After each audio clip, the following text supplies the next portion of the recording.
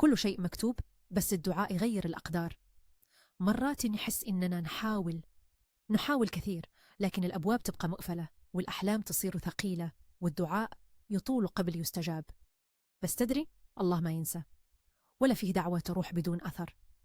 يمكن اليوم ما صار شيء، لكن في الغيب قاعدة ترتب لك أشياء عظيمة، بس في الوقت اللي يناسب قلبك. الله قال: ادعوني أستجب لكم. مو يمكن أستجب، فلا توقف، لا تيأس. حتى لو دعوتك كانت بسيطة، بصوت مكسور، من قلب متعب، هي عند الله عظيمة.